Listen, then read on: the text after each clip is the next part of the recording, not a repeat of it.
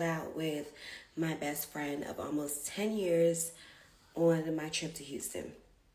Okay, so let's back it up a little bit. For those of you who follow me, you know that I just moved to Dallas a few weeks ago. And right before I moved to Dallas, I had came out here on like a little solo trip to see my house, sign it, and then go to Houston and visit my best friend who lives in Houston. So for all intents and purposes, we're going to change some names. My best friend that lives in Houston is going to be herself because we're still best friends. So Kenya is Kenya. She's the one that lives in Houston. So we're going to call the other girl Tina. Okay? No, let's call her Tia. Let's call her Tia. Let's call her Tia. So Tia lives in San Antonio and Kenya lives in Houston. So I'm coming into town. I did a night in Dallas, see the house, spend the night in Dallas downtown, kind of to see downtown, whatever. The next day, I'm driving to Houston and we're having us a girls' weekend. Mind you, this had been planned for weeks in advance. Tia knew about it. Kenya knew about it. Kenya had structured her whole weekend, okay, for this. Tia also, since she lives in San Antonio, she had rented a car to drive to Houston, to meet in Houston, etc. Mind you, I paid for the hotel out of my own pocket. Me and Kenya were going back and forth. I'm like, girl, okay, back it up a little bit more. Kenya was also having a Friendsgiving on Sunday. So I drove to Houston on Saturday. I flew into Dallas on Friday. Drove to Houston Saturday. Friendsgiving was on Sunday, okay? Because this is all happening a week before Thanksgiving, okay? Keep up with me. So, me and Tia are supposed to be sharing a hotel room, and we're both leaving Houston on Monday. I was going to drive back to Dallas. I fly out of Dallas Monday.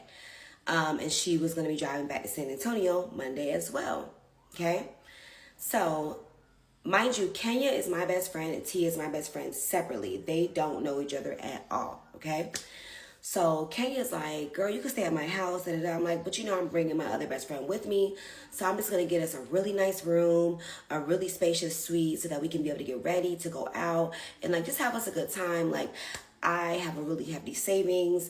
And so I'm really sparing no expense because I really want to have a good time with my girls. It is my first solo trip since coming out of an abusive, crazy ass relationship. That I would have like a solo trip with my girls, just me and the girls. So I was excited, So instead of getting like a small room or anything like that, downtown, I ended up getting a suite that ended up coming up to like $450. Okay. Keep up with me. Okay. My throat was killing me. I had to literally make some tea. So I get on the road, okay? Me and Tia are in constant contact. When I leave Dallas, I left Dallas around 11 a.m. I call her when I'm like literally an hour out, like I'm driving and I'm an hour from Dallas headed to Houston. And she's like, yeah, I'm on the road too. I'm like 30 minutes behind you. So I will get there at 3. She would get to Houston around 3:30, 3:40, right? Cool. So as soon as I get to Houston, it's like 3 o'clock. I go straight to the beauty supply store because I promised her I would do her hair and makeup and dress her for like the whole weekend because she's really bad at that, notoriously known for being bad at that. And anytime we get together, I always do her makeup and stuff. So I was like, you know what? I'm going to surprise her. I'm going to go to the beauty supply store. I'm going to get her all the makeup she needs. I'm going to buy it so that this time when I do it, she can learn how to do it. And then, she can do it herself. Cool. I go in the beauty supply store. I called her. I'm like, hey, girl, did you bring any makeup? She's like, no, I didn't, which I figured she didn't. I said, okay, I'm going to get you the things, like the essentials that you need for me to do your makeup. Cool. I'm like, how far are you? She's like, I'm 30 minutes out. Perfect. I get on the phone. My other best friend, Kenya, at this point, we're just talking about the night. I'm getting pasties for everybody. Like, we're just doing our 1-2. Cool. I leave the beauty supply store, head to the hotel. Get to the hotel almost around 4 o'clock. Which was like check-in time. Cool. I start getting ready. I lay everything out. I have a video of that because I was so proud. I was so excited. I was vlogging the whole weekend because I was going to post. Okay. So I laid everything out. My makeup, her makeup. I had to do a whole install on my head, y'all. This is Afrotech weekend. So we had a lot of plans. And so I just wanted to be a bad bitch. Okay. So I had a whole nother wig I was putting in my head. This point, I'm on the phone with my best friend Kenya the whole time. We're getting ready together, literally on FaceTime. So at this point, it's like 5:20. She's like, "Where is your other best friend? Because you've been getting ready for like an hour and a half, and we're supposed to be at the event at 6. Where is she at? Don't you have to do her hair and makeup?" I'm like, "Yeah, girl, you're right. Let me get off the phone with you. Let me call her. Get off the phone with her, y'all." Before I tell y'all about this phone call, I'm gonna back it up. Me and Tia just got back cool, rebuilding our friendship after we had not spoken in a year due to her. I'm not going to put all her business out there, but it was due to her. And most of y'all know I'm about a year out of a very abusive relationship as well. So I felt like because I gave him so many chances, I should do the same thing for her. Even though this would have been the second time that I would have been giving her another chance to be in my life. She called me, she was very apologetic, told me what had been happening with her the last year and how she really needed her best friend who was the only real person in her life around her again. And I said, okay, we could try to rebuild. You've really broken my trust. I don't trust you, but we can try to rebuild this. She ended up flying to Nashville while I was living in Nashville. We spent the whole weekend together and I showed her all around Nashville. We had a great time. So our next step was to do this trip to Houston, okay? So she is notorious in the past 10 years I've known her for being boy crazy, okay? So now we're going to fast forward. I call her. She answers. I'm like, where are you, girl? It's 5:20. She's like, oh, I've been here since 3:30. I went to a man's house. So she made it to Houston, said nothing, and went straight to a man's house. Catch me in part 3. Yeah, I wonder if the best friend got caught with her man. That's why they friendship messed up. I don't know, but let's keep on listening. So answer the phone. I'm so pissed that I'm telling this shit over again. Like I'm literally about to stop telling the fucking story. I'm actually pissed. I'm actually very irritated. So here we go. She answers the phone. I'm about to speed through this bitch because I done told this story to myself now 4 times on camera. I'm irritated. So she answered the phone. I've been waiting for her for 2 hours now, getting dressed, did a whole install, etc. I've been on the phone with my best friend the whole time while doing it. She answers, the dude's in the background because he thinks it's so fucking funny. And he's like, haha, she's only been here for an hour and 45 minutes. Because I said, bitch, you been here for 2 hours and you been at that nigga house? Instead of being here in the hotel room that I bought for us getting ready with the makeup that I just bought? For the event that we've been planning to go to for over a month? You've been getting fucked? Like, how is you? Are you cool? Are you okay? And now I'm going to stop here because I don't even know. Does the audio work? Let's see. Okay, part number 1700 because I've told this story to myself now 1700 times. Thanks, TikTok. Again, I'm finna speed. So she gets on the phone and she's kind of laughing. And I'm like, okay, girl, well, I'm leaving. And I will leave a key at the front desk and leave it up to you to get ready and you can meet us there. I still haven't cursed her out like she deserved to be. I'm still keeping it cute because I've spent all this money and I've come out here and I want us to have a good time. She's like, oh, don't leave me. I'm coming right now. So I waste an extra 45 minutes in the hotel room. It's now past 6 o'clock. I'm wasting time because I'm thinking that she's going to show up. She doesn't show up. Whole time I'm on the phone with my best friend and she is waiting in the parking lot at the event for us because she doesn't want to go in by herself. So she's like, please come on. Is that girl ever even coming? Like, this is getting ridiculous. She does not give a fuck about any of our time. This is crazy. I'm like, girl, this is crazy. She's 30. She should know better. She's older than all of us, both of us. What is she doing? I don't know. Okay. So, I now go downstairs to the front desk. As I'm giving the man the key, guess who walks in? The little Karen herself. And I'm calling her Karen because I genuinely feel like this is a mixed people syndrome.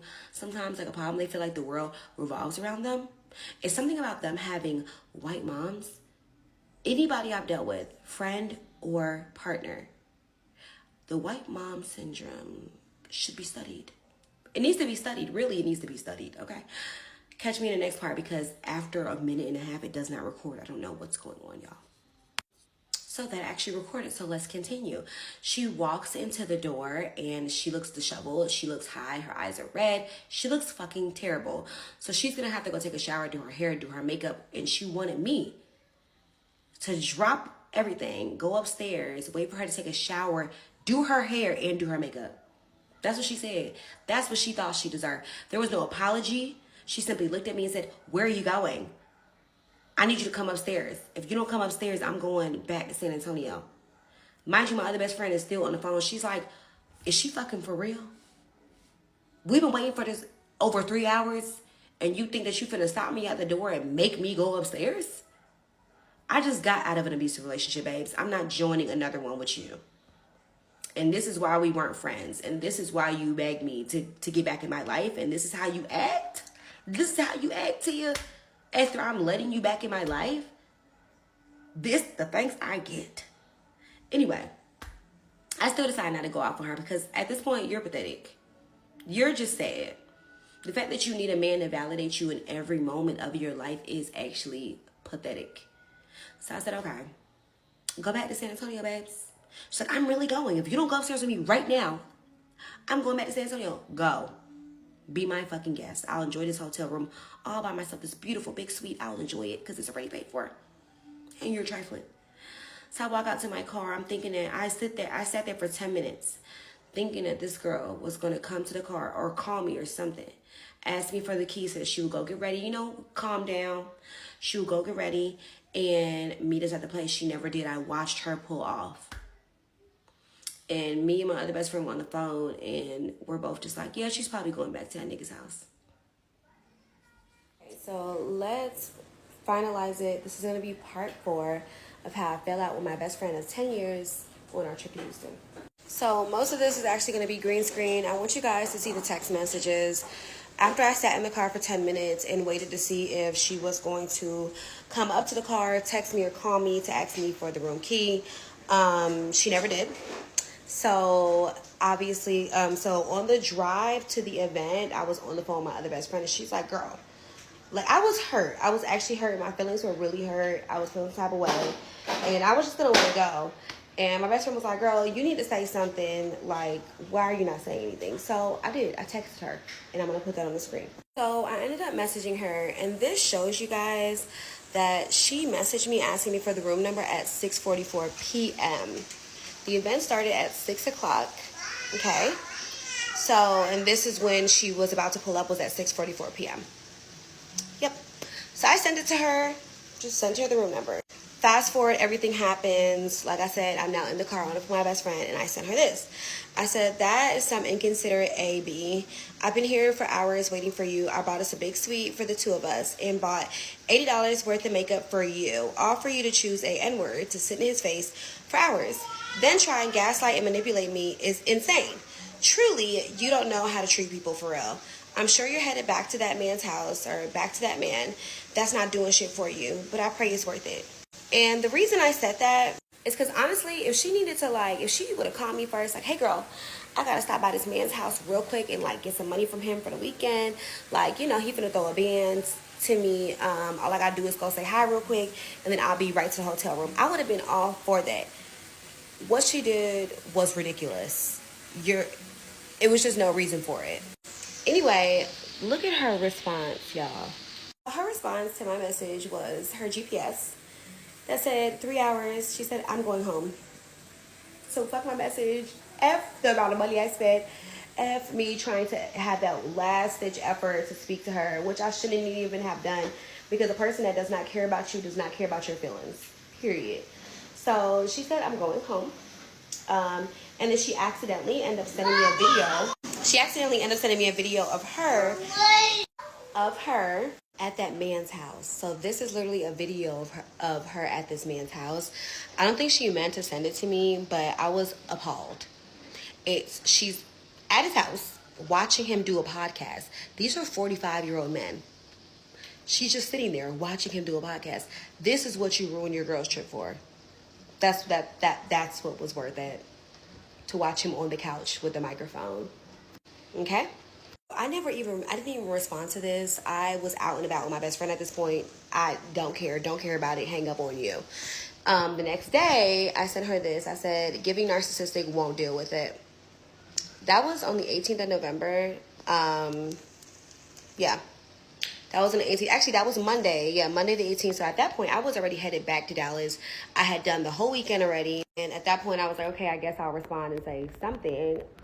Like, over it. It's over with. So that was almost a month ago. It is now December 16th. We have not talked. She never reached out, never tried to apologize, never nothing, which I did not expect and I didn't even want it to happen. But it was still surprising to me that she never even tried.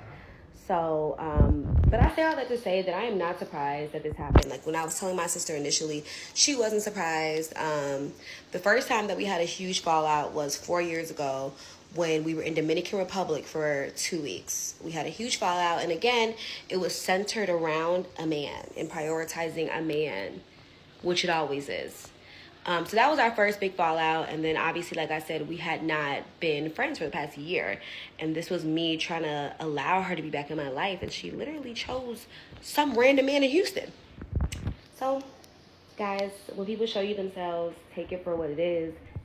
Yeah, shit. She doesn't sound like she's a good friend at all, and it's probably a reason why they were not friends anymore. You know what I'm saying? That's what I think. But she did the right thing. You know, they already had an incident with the dude. She over there trying to they ain't gonna link up with the dude on the podcast. You know what I'm talking about? My boy over there getting that money. I wonder if she got some money. But yeah, man, she shouldn't. You know, something happened one time with the friend. You know, some people you just can't.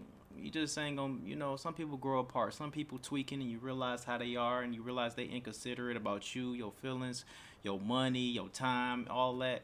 You just gotta separate yourself from those folks. You know what I'm saying? But y'all, let me know what y'all think in the comments below.